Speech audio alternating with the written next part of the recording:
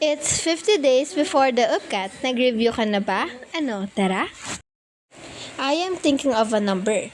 The sum of twice a number and 8 divided by 12 is greater than or equal to 4. Find the numbers in terms of x. Let's figure out first anong klaseng principle yung gagamitin natin. Kung addition ba, subtraction, multiplication, or division sa mga ganitong klaseng problem. So, paano natin malalaman yun? Yun ay sa pag-a-analyze natin ng given problem or yung mga keywords na binibigay sa atin. For example, dito sa problem natin, nabanggit niya na the sum of twice a number and 8 divided by 12. So, nandun yung word na sum, which means addition principle ang gagamitin natin. So, interpret na natin yung mga binabanggit niya sa ating numbers, like twice a number. So, 2, let the unknown number be x, 2x, plus, since sum siya, 8 divided by 12 is greater than or equal to 4.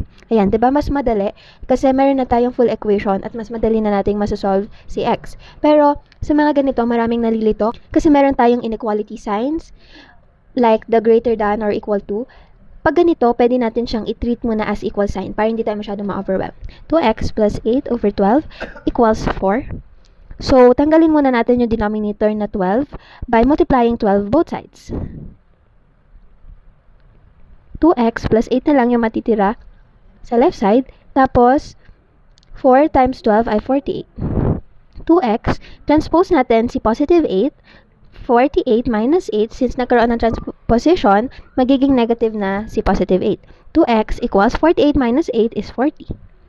So, divide both sides by 2 para matanggal yung constant na 2 na katabi ni variable x. So, matitira na lang x and 20 naman dito sa right side. And then, wag natin kakalimutan yung inequality sign natin, which is greater than or equal to. Ipapalit lang natin siya sa equal sign. X is greater than or equal to 20. Ayan lang, ganun lang yan guys. Yes! Papasa na tayo sa UPCAT!